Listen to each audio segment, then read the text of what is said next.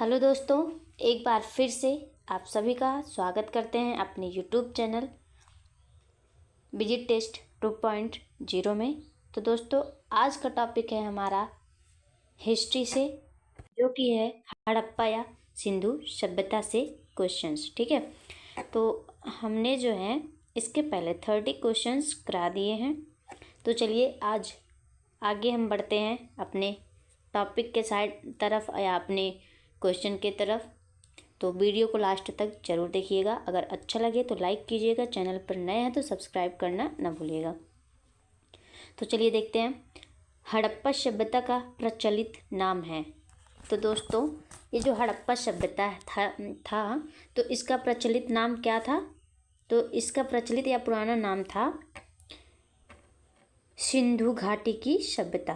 क्या था? सिंधु घाटी की सभ्यता। यह जो है हड़प्पा सभ्यता का प्रचलित नाम था। चलिए नेक्स्ट क्वेश्चन पे। सैंध स्थलों के उत्खनन से प्राप्त मोहरों पर निम्नलिखित में से किस पशु का सर्वाधिक उत्कीर्णन हुआ है? तो दोस्तों, तो जो सैंध स्थल के उत्खनन हुए थे, क्या हुआ था? सैंध स्थलों के जो उत्खनन से प्राप्त मोहर थे, तो उस पे किस पशु का सर्वाधिक चित्र था? तो उस पे जो है सबसे ज़्यादा बैल का चित्र था। किसका था? उस पे जो मोहरें प्राप्त थी उस पे सबसे ज़्यादा बैल के चित्र मिले थे। नेक्स्ट क्वेश्चन पे, सिंधु घाटी सभ्यता जानी जाती है। तो जो सिंधु घाटी सभ्यता थी वो किस कारण से जानी जाती थी? तो वह जो है अपने नगर नियोजन के कारण जानी जाती थी। सिंधु घाटी सभ्यता अपने नगर नियोजन के कारण जानी जाती थी। चलिए नेक्स्ट क्वेश्चन, सिंधु सभ्यता का कौन सा स्थान भारत में स्थित है?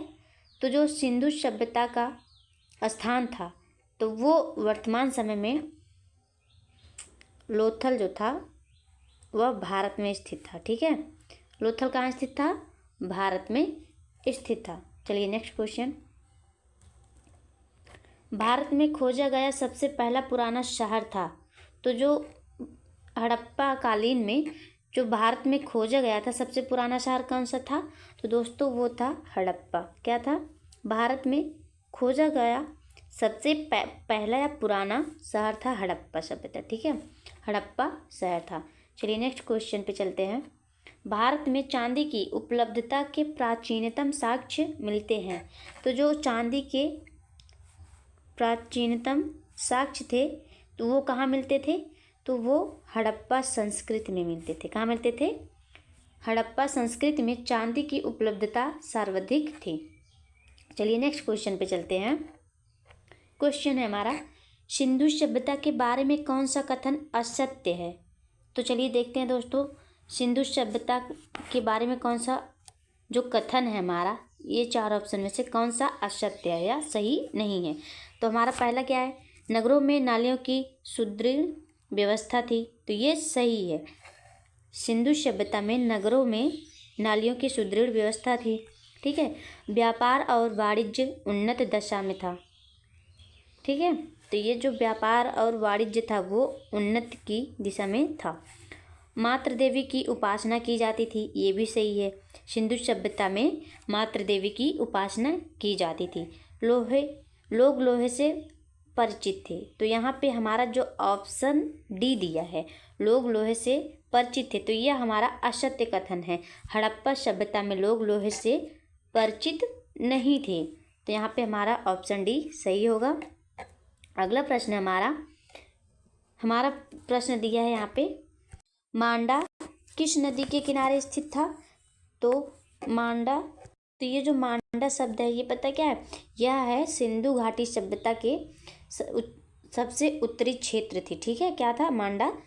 तो यह जो है चेनाब नदी के किनारे, किस नदी के? चेनाब नदी के किनारे स्थित था।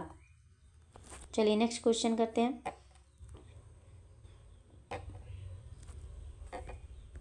हड़प्पा कालीन स्थल रोपड़ पंजाब किस नदी के किनारे स्थित था? तो ये जो हड़प्पा कालीन स्थल रोपड़ था तो यह जो है सतलज, किसके? सतलज नदी के किनारे स्थित था। हड़प्पा में एक उन्नत जल प्रबंधन प्रणाली का पता चलता है। तो हड़प्पा काल में जो जल प्रबंधन था, ठीक है, उन्नत जल प्रबंधन प्रणाली, तो यह जो है धौलावीरा में कहाँ पता चलता था? तो हड़प्पा में ये जो उन्नत जल प्रबंधन प्रणाली थी यह धौलावीरा में पता चलता था, पता या चला था, ठीक है। हड़प्पा के मिट्टी के बर्तनों पर सामान्यतः किस रंग का उपयोग हुआ था? तो ये जो हड़प्पा काल में या हड़प्पा सभ्यता में जो मिट्टी के बर्तन मिलते थे या मिट्टी के बर्तन होते थे, तो उस पे जो है लाल रंग का, किस रंग का उपयोग किया जाता था? उस बर्तनों पे लाल रंग का उपयोग किया जाता था। अगला प्रश्न हमारा, सिंधु सभ्यता निम्नलिखित में से किस युग में पड़ता है? तो ये जो सिंधु सभ्यता थी तो यह जो है आद्य ऐतिहासिक काल में था। कौन से? तो ये सिंधु सभ्यता आद्य ऐतिहासिक युग में पड़ता है। चलिए नेक्स्ट क्वेश्चन पे चलते हैं दोस्तों। वीडियो अगर अच्छी लगता हो तो वीडियो को लाइक ज़रूर कीजिएगा। हमारा क्वेश्चन है, सिंधु घाटी सभ्यता की विकसित अवस्था में निम्नलिखित में से किस स्थल से घरों में कुओं के अवशेष मिले हैं? तो यहाँ पे जो सिंधु घाटी सभ्यता थी तो जो विकसित नगर थे, ठीक है, जो विकसित नगर थे वहाँ पर स्थलों से घरों में कुएं के अवशेष जो मिले थे वो कहाँ मिले थे? तो वो मोहनजोदड़ो में मिले थे। वहाँ पर घरों में कुएं पाए जाते थे। चलिए नेक्स्ट क्वेश्चन पे चलते हैं। सिंधु घाटी सभ्यता को खोज निकालने में जिन दो भारतीय का नाम जुड़ा है वे हैं, तो वे कौन से हैं? दयाराम साहनी एवं रखालदास बनर्जी। कौन से हैं? दयाराम साहनी एवं रखालदास बनर्जी। तो सिंधु सभ्यता की जो खोज हुई थी वो हुई थी 1921 ईस्वी में। कब हुआ था? 1921 ईस्वी में दयाराम साहनी और मोहनजोदड़ो की खोज रखालदास बनर्जी ने किया था 1922 ईस्वी में, और दयाराम साहनी ने हड़प्पा सभ्यता या सिंधु घाटी सभ्यता की खोज 1921 ईस्वी में किया था। तो ये जो सिंधु घाटी सभ्यता की खोज हुई थी ये दोनों भारतीय थे, दयाराम साहनी और रखालदास बनर्जी। अगला प्रश्न है हमारा, रंगपुर जहाँ हड़प्पा की समकालीन सभ्यता थी है, तो वो कहाँ है? ये जो रंगपुर था वो हड़प्पा कालीन या समकालीन सभ्यता थी, ठीक है। तो ये कहाँ है? सौराष्ट्र में है। कहाँ है? सौराष्ट्र में रंगपुर है। चलिए नेक्स्ट क्वेश्चन पे चलते हैं। हड़प्पा एवं मोहनजोदड़ो की पुरातात्विक खुदाई के प्रभारी थे। तो ये जो हड़प्पा और मोहनजोदड़ो की खुदाई हुई थी तो यह किसने करवाया था? कौन से पुरातात्विक थे? तो वो थे सर जॉन मार्शल। इन्हीं की सदस्यता में, ठीक है, इन्हीं के अनुसार दयाराम साहनी ने यह खुदाई करवाई थी। चलिए नेक्स्ट क्वेश्चन चलते हैं। निम्नलिखित में से किस पशु की आकृति जो मोहर पर मिली है जिससे ज्ञात होता है कि सिंधु घाटी एवं मेसोपोटामिया की सभ्यताओं के मध्य व्यापारिक संबंध थे? तो वो दोस्तों कौन सी पशु थी? तो वो था हमारा बैल। क्या था? बैल था। जो सिंधु घाटी की या पशु की मोहरों पर पशु की आकृति मिली थी तो वह सिंधु घाटी की या मेसोपोटामिया की, तो उसमें बैल के चित्र मिलते थे। किसके थे? बैल की आकृति मिलती थी।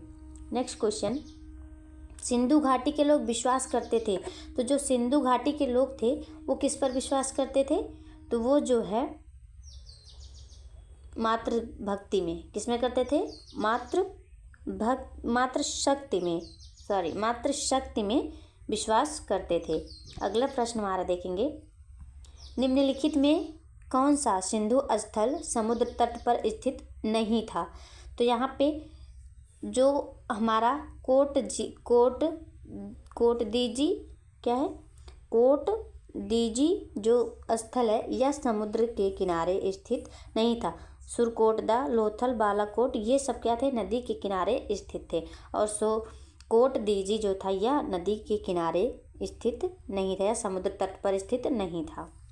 अगला प्रश्न देखेंगे, निम्नलिखित में से कौन मोहनजोदड़ो की सबसे बड़ी इमारत मानी जाती है? तो मोहनजोदड़ो की सबसे बड़ा जो स्थान था तो वो क्या था? विशाल स्नानागार। मोहनजोदड़ो में सबसे बड़ा विशाल स्नानागार पाया जाता था, तो यही है विशाल स्नानागार, ये जो सबसे बड़ी इमारत मानी जाती है मोहनजोदड़ो की। अगले प्रश्न पे चलते हैं। हड़प्पा कालीन लोगों ने नगरों में घरों के विन्यास के लिए कौन सी पद्धति अपनाई थी? तो यह जो है ग्रिड पद्धति अपनाई थी। क्या थी? हड़प्पा कालीन लोगों ने नगरों में घरों के विन्यास के लिए ग्रीन पद्धति को या ग्रिड पद्धति को अपनाई थी। नेक्स्ट क्वेश्चन हमारा देखेंगे। निम्नलिखित पशुओं में से किस एक का हड़प्पा सभ्यता में पाई मोहरों पर टेराकोटा कला आकृतियों में निरूपण या अंकन नहीं हुआ था? तो दोस्तों कौन सा पशु था जो कि मोहरों और टेराकोटा या कलाकृतियों में निरूपण नहीं हुआ था? तो वो था शेर। ठीक है, क्योंकि मोहरों पर हाथी, गैंडा या बाघ के निरूपण होते थे, लेकिन शेर का निरूपण नहीं हुआ था। नेक्स्ट क्वेश्चन पे चलते हैं। हड़प्पावासी किस धातु से परिचित नहीं थे? तो जो हड़प्पावासी थे वो किससे नहीं थे? लोहा से परिचित नहीं थे, और सोना, चांदी, तांबा, कांसा या टिन, सीसा जैसे धातुओं से वह परिचित थे, पर लोहे से वह परिचित नहीं थे। चलिए नेक्स्ट क्वेश्चन पे। निम्नलिखित में से किस स्थल से युगल, समाधान या द्विशव संस्कार का प्रमाण मिला है? तो वो कौन सा स्थल है? तो वो है लोथल। क्या है? लोथल है, जहाँ पर युगल समाधान संस्कार का प्रमाण मिलता है। कपास का उत्पादन सर्वप्रथम सिंधु क्षेत्र में हुआ, जिसे ग्रीक या यूनान के लोग किस नाम से पुकारते हैं या पुकारा था? तो वो है सिंडन। किस नाम से?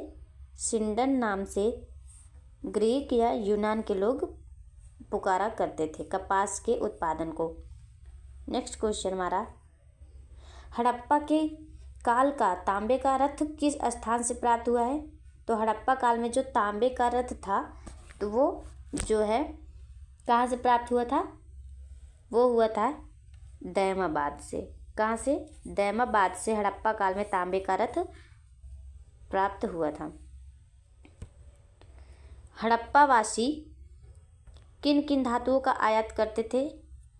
उत्तर कूट में दें। तो यहाँ पे हमारा उत्तर क्या क्या दिया है? चांदी, टीन, चांदी या सोना। तो जो हड़प्पावासी थे वो जो है चांदी और टिन और सोना तीनों धातुओं का आयात करते थे। तो यहाँ पे हमारा ऑप्शन क्या होगा? ऑप्शन ए होगा। तो दोस्तों आज के लिए इतना ही। अगर वीडियो अच्छा लगा हो तो वीडियो को लाइक ज़रूर कीजिएगा, चैनल को सब्सक्राइब करना ना भूलिएगा। धन्यवाद।